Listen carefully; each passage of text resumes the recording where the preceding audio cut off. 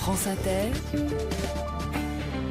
le 7-9 de Patrick Cohen. Bonjour Daniel Cohen. Bonjour. On attendait l'économiste que vous êtes sur les voies et moyens de sortir de la crise et on vous retrouve à disserter sur la façon de retrouver le goût du bonheur, à déplorer que le modèle économique dominant, la compétition exacerbée et déréglé nos sociétés et à constater que le bonheur individuel n'est pas forcément proportionnel à la prospérité des nations. Tout cela dans votre nouveau livre qui paraît ces jours-ci chez Albin Michel, Homo economicus, prophète égaré des temps nouveaux. Qui est-il cet Homo economicus? C'est vous et moi, Daniel Cohen.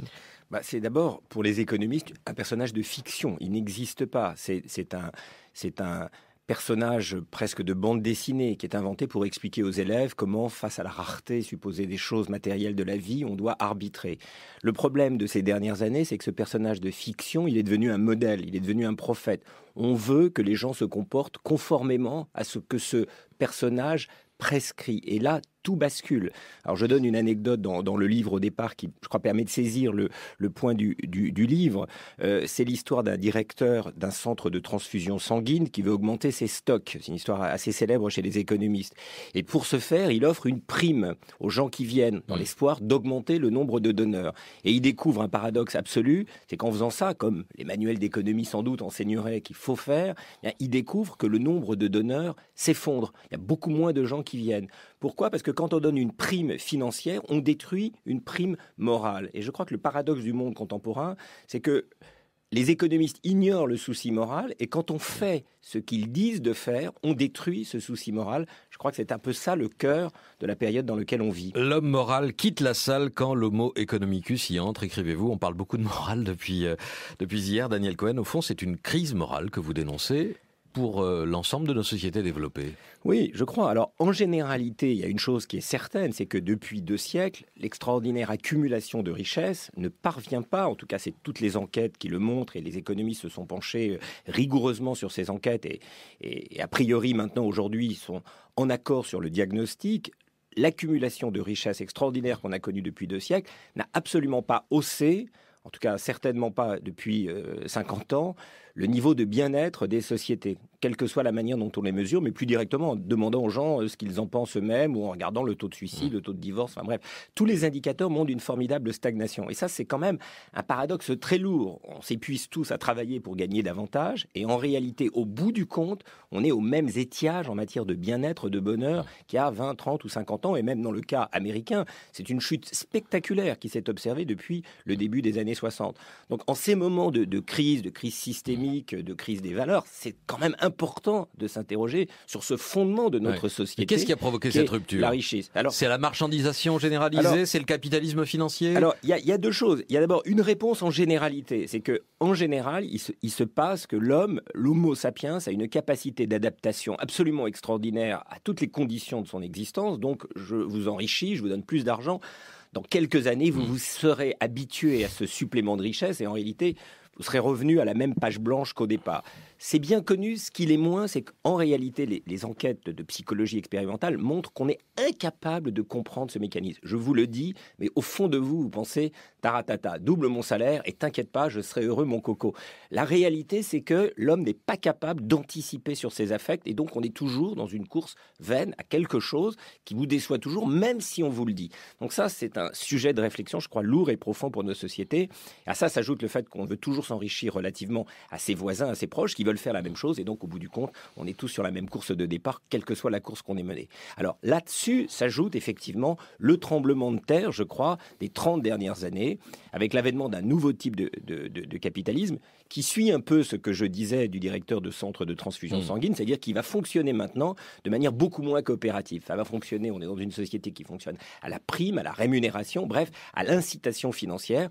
Et même au sein des entreprises, on est en train de voir se déliter progressivement ce qu'on va appeler bêtement la valeur travail, c'est-à-dire le souci, comme les donneurs de sang, de bien faire, d'essayer de gagner le respect de ses collègues, d'avoir un travail en réalité qui soit une empreinte, comme disait Lévi-Strauss, de votre existence dans la matière. Au lieu de ça, on est en train progressivement de faire qu'il n'y ait plus que de comportements financiers qui se substituent à cette valeur travail, et au bout du compte, c'est un appauvrissement de nos sociétés. Et quid du progrès technologique? Il a longtemps été perçu comme un facteur de confort, d'élévation du niveau de vie et donc de bonheur collectif. Or, pour vous, l'avènement du numérique participe de la même logique des comportements, de la compétition exacerbée et donc du délitement des sociétés, Daniel Cohen. Oui, je pense. Le grand virage des années 80, pour le résumer encore d'une autre manière, c'est de dire qu'il y avait un équilibre dans les années 50-60 entre des forces de compétition sur les marchés. On doit vendre des voitures plus performantes que les voisins. Ça, c'est normal. C'est le fonctionnement du capitalisme. Mais il y avait aussi de la coopération au sein des entreprises. Il y avait un équilibre,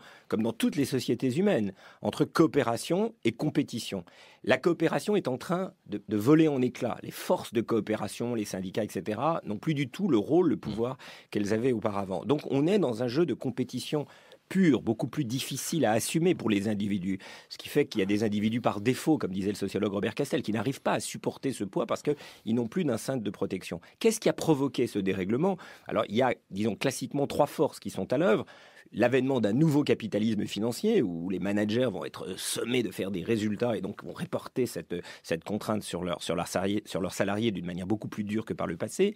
Il y a la mondialisation, une mise en concurrence avec de nouveaux blocs, notamment pour les matières premières. Vous parlez de mondialisation triste. Voilà. Elle aurait pu être heureuse? Elle aurait pu être heureuse dans un autre cadre, mais là, de fait, elle hausse d'un cran le niveau de la compétition. Et puis, pour revenir à votre question, il y a la société de l'information. Indiscutablement, la révolution technologique nouvelle, celle de l'informatique, va être l'un des leviers qui va permettre cette mise en concurrence, même à notre insu. On est sans cesse dans une société de classement, on est poussé à se comparer aux autres. Et la société de l'information, c'est en partie seulement. Il y a des instances de coopération qui sont en train de se constituer aussi, des communautés nouvelles, etc. Mais en réalité, comme l'électricité en son temps avait été le vecteur de la révolution industrielle, de l'électroménager, de la télévision, etc., et du cinéma, cette fois-ci, la société de l'information, elle est le vecteur de quoi ? D'une société qui pousse à la compétition, je crois, davantage qu'à la coopération. C'est pas seulement le numérique que vous visez, vous remontez bien au-delà avec les ravages de la télévision. Vous en parlez dans un chapitre intitulé « Le temps perdu », avec une anecdote sur le Bhoutan.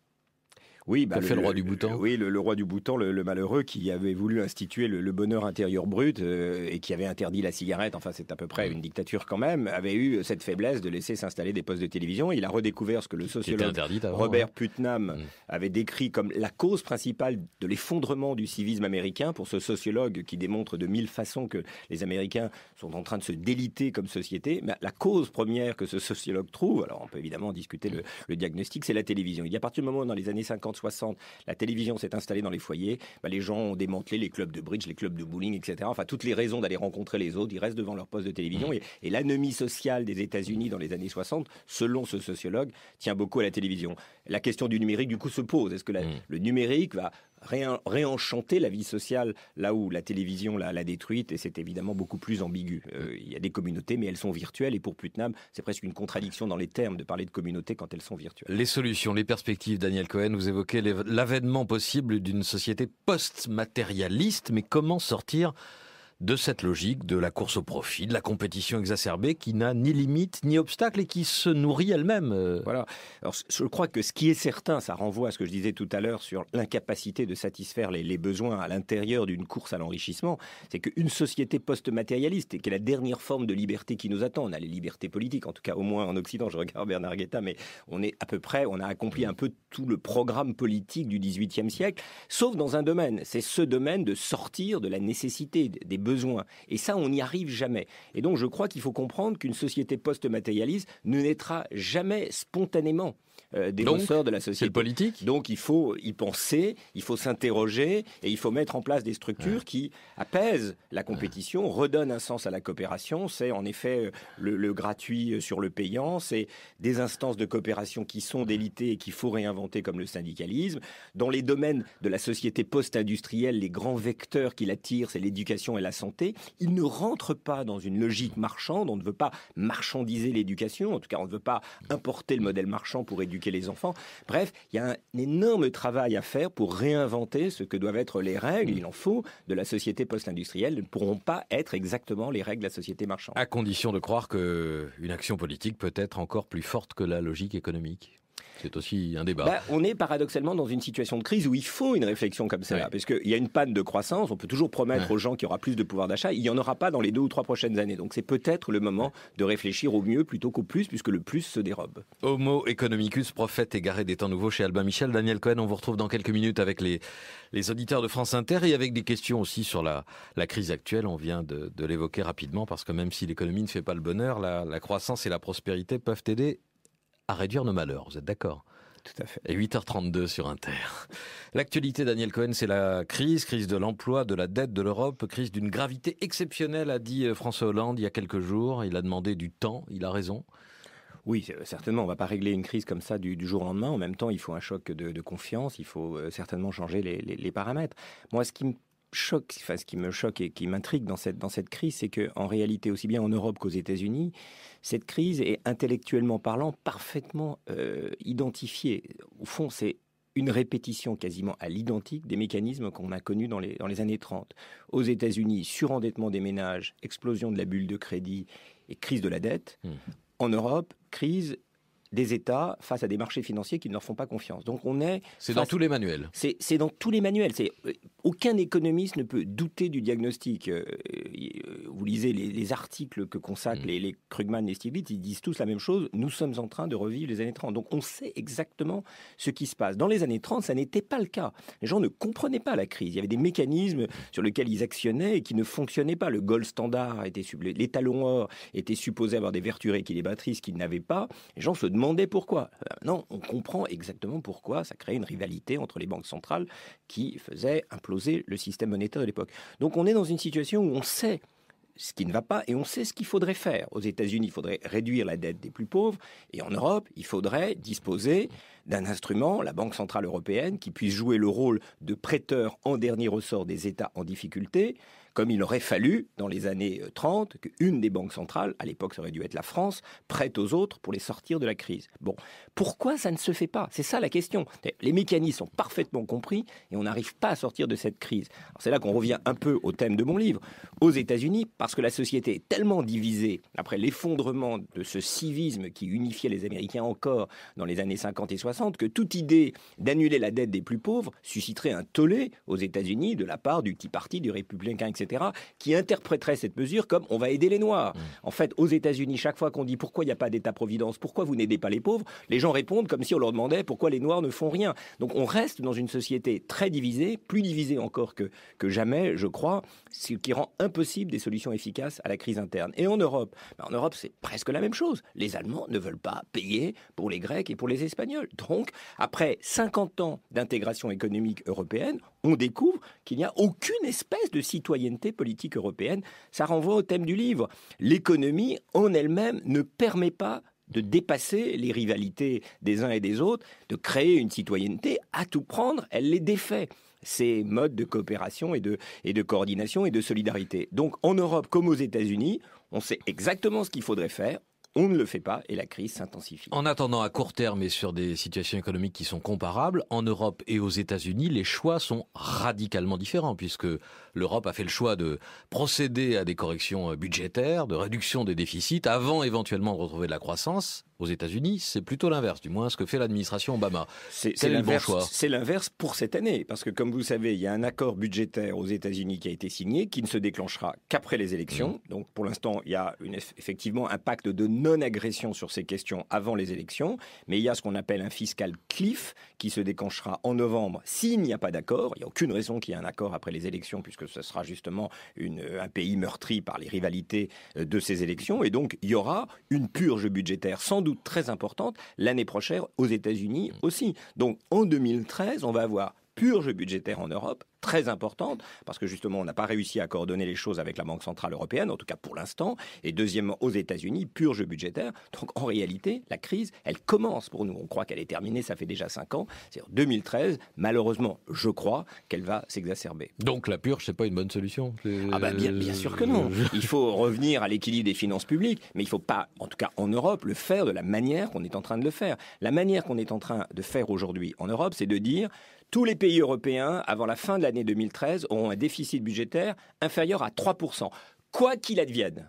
Mais c'est absurde. Il faut fixer des objectifs qui corrigent pour la croissance économique, parce que sinon, et c'est déjà ce qui est en train de se préparer, on va réviser à la baisse les objectifs de croissance, puisque manifestement, on ne fera pas 1, quelque chose l'année prochaine. Déjà, espérons qu'on fera plus que 0. Mais ça veut dire que pour ce gouvernement, malheureusement, dans le type de contrainte dans lequel il est engagé, ça veut dire prendre des mesures additionnelles pour compenser les moindres rentrées fiscales. Donc ça veut dire s'engager dans une course-poursuite pour réduire davantage encore le déficit, alors que la croissance le ralentissement de la croissance va augmenter ce déficit. Donc c'est absurde. Il faut fixer des paramètres, entre guillemets, ce qu'on appelle structurels, sur 5 ans, de dire voilà l'évolution de la fiscalité progressive, la réduction des dépenses éventuelles progressives, et voilà comment, de manière structurelle, on arrivera à un équilibre structurel en 2017. Ce qui supposerait de retourner devant les Européens, devant les Allemands, pour renégocier cette règle des 3% ou du retour à l'équilibre en 2017 ? Ces 3%, c'est malheureusement même pas la responsabilité des Allemands, c'est la responsabilité de la Commission européenne qui est en train de s'exciter sur ces 3%. Elle y voit l'indice de sa propre crédibilité. Moi, je vais vous imposer 3% à tous. Et donc, du coup, de même que la Banque centrale a un objectif de 2% d'inflation, tout le monde l'a en tête, la Commission s'est mise en tête de revenir au pacte de Maastricht à 3%, et est incapable de faire évoluer son logiciel intellectuel pour des raisons un peu stupides de crédibilité propre. Je crois que ce débat mérite lourdement d'être posé aujourd'hui, avant que tous les États, en Italie, en Espagne et en France, ne nous engagions dans cette course-poursuite qu'on va nécessairement perdre. Et je répète ce que je disais tout à l'heure. Pour l'instant, il n'est pas posé. Parce que personne n'ose dire, mais je vais peut-être raisonner en structurel, parce que tout le monde craint que ça soit interprété par les marchés comme le signe qu'on va en faire moins que prévu. Ce déficit de crédibilité, normalement, c'est à la Commission, c'est aux instances européennes de le donner en disant, mais voilà, il faut faire comme ça. C'est d'ailleurs ce que nous demandons aux États. Ce serait beaucoup plus facile. Il y a un blocage parce que personne ne veut donner le premier le sentiment qu'il fera moins que prévu, qu'il relâchera l'effort, parce qu'il craint que si il déclenchait ces hostilités-là, les marchés se vengeraient. Donc on est dans une situation, c'est celle des années 30. À l'époque, personne ne voulait donner à entendre qu'il pourrait sortir de l'étalon or. Donc tout le monde renforçait les mesures d'austérité. Le chancelier Brüning, entre 1930 et 1932, a mené exactement cette course-poursuite à l'équilibre budgétaire pour rassurer les marchés, avec comme résultat un taux de chômage à 30% à la fin de la séquence. Philippe Lefébure, du chef du service économique de l'Inter, nous a rejoint. Et le carcan des 3%, le budget qu'essaye de construire le gouvernement en ce moment est infaisable, strictement infaisable, en 2013. On va le faire. Le gouvernement va donner les plus de 30 milliards d'économies diverses et variées d'augmentation d'impôts qui sont nécessaires pour atteindre 3% sous une hypothèse de croissance qu'on attend encore. Ok, moi je plaiderais, mais encore une fois, c'est moins à la France qu'à la Commission européenne pour dire... Prenons une hypothèse de croissance bidon, 1%, voilà, et construisez-moi un budget sur 1%. Si vous faites mieux, tant mieux, ça n'arrivera pas. Si vous faites moins, c'est pas grave, on corrigera la fois d'après. Mais ne rajoutez pas au fil de l'eau, au fur et à mesure que vous aurez de mauvaises prévisions de croissance, ne rajoutez pas des mesures budgétaires qui vont miner davantage encore la croissance. Donc prenons un chiffre, disons 1, voilà, c'est sûrement un peu optimiste, enfin c'est même optimiste, mais c'est en deçà de la croissance moyenne que la France normalement doit avoir. Donc c'est un chiffre conservateur, optimiste pour l'année 2013, mais conservateur en tendance. Et arrêtons les comptes sur cette hypothèse-là. Ça devrait être à la Commission de dire ça à la France, elle ne le fait pas, et la France, naturellement, n'ose pas le demander à la Commission, parce qu'elle craint des représailles des marchés. Donc on est dans un cercle vicieux qui fait qu'on n'arrive pas à se hisser au-dessus de cette crise. On se rend compte que l'Europe, comme instance politique de coopération, ne fonctionne pas. On n'a pas d'instance capable de dire aux uns et aux autres. Mais vous pensez qu'au sein du gouvernement, on espère ça finalement? On va faire un budget un peu insincère, fantoche, et puis on se dit dans 6 mois, on ira à ça. La Commission dira finalement, bah oui, les 3%, personne ne peut les respecter en 2013. Je pense que tout le monde inconsciemment espère qu'on aille dans la direction que je dis, qui est un peu dans le bon sens. Le problème, c'est que le premier qui le dit, il perd. Imaginez demain le gouvernement français qui dise « je vais faire mon budget sur une hypothèse de croissance de 1,5 ». On va dire « donc vous mentez, donc ça veut dire que vous n'êtes pas sincère, donc ça veut dire que vous n'êtes pas sérieux, donc ça veut dire que vous n'êtes pas crédible, donc ça veut dire que je vais vous dégrader ». Donc là, pour le coup, on essaye de faire une projection réaliste. Mais elle ne le sera jamais réaliste, parce qu'encore une fois, la vraie croissance en 2013, encore une fois, avec la purge budgétaire qu'on est en train de s'imposer, presque 1,5% de PIB. Or c'est simple, les économistes ont démontré qu'une réduction de 1% du déficit, c'est 1% de croissance en moins. 1,5%. Toujours, quelle que soit la structure du budget. Toujours. Bon, c'est une étude du Fonds monétaire international il y a 2 ans. Le multiplicateur, pour parler le langage savant, vaut 1. Donc, On réduit d'1,5% le déficit, on fait le calcul, on réduit la croissance de 1,5%. Quelle est la croissance potentielle de la France? C'est 1,5%, donc on va faire une croissance nulle. Voilà, si vous allez au bout de ce raisonnement, c'est comme ça que ça marche. Donc, si la croissance devenant plus faible, on doit rajouter des mesures de ponction fiscale pour atteindre malgré tout l'objectif de 3%, on va rentrer dans cette course-poursuite, celle des années 30, celle qui est déjà à l'œuvre en Italie, en Espagne et en Grèce, celle qui menace la France. Il n'y a pas quelqu'un pour dire on s'arrête, fixons des paramètres raisonnables, et si on fait moins bien que prévu, c'est pas grave, on n'est pas à un demi-point de déficit en plus, on fera ça l'année d'après. Question de Bernard Guetta. Est-ce que votre critique de cette barre des 3% et de l'absurdité de cette logique que vous venez de décrire vous conduit à refuser, comme beaucoup de gens à gauche aujourd'hui, la ratification du traité de stabilité ?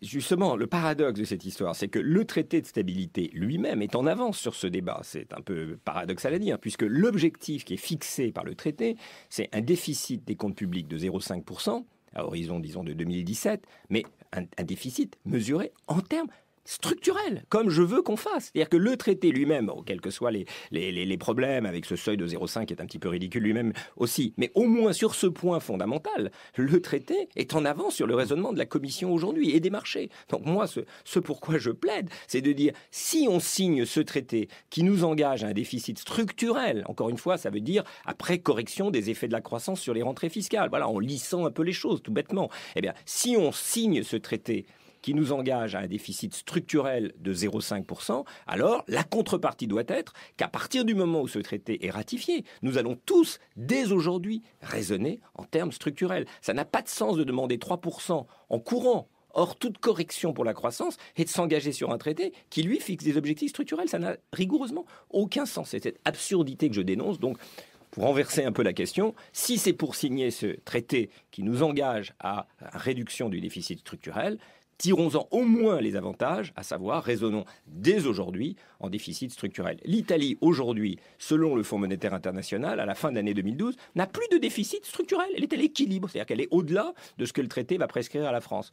Pourquoi demander à ce pays de renforcer encore les mesures pour atteindre un objectif qui ne s'éloigne du gouvernement que parce que les mesures qu'on a déjà prises ralentissent la croissance? C'est ce cercle vicieux, encore une fois, que tous les économistes comprennent. Enfin, c'est même trivialissime, que je m'étonne de ne pas voir au centre des débats. Et je reprends mon antienne qui est dans le livre. Pourquoi on n'y arrive pas? Parce qu'il n'y a personne qui s'élève au-dessus de la mêlée, un peu ce que Roosevelt a fait dans les années 30. Il a dit aux Américains, on va arrêter cette histoire et on va tous ensemble créer les mécanismes qui vont nous permettre de sortir de la crise. Il a inventé en réalité l'État fédéral américain.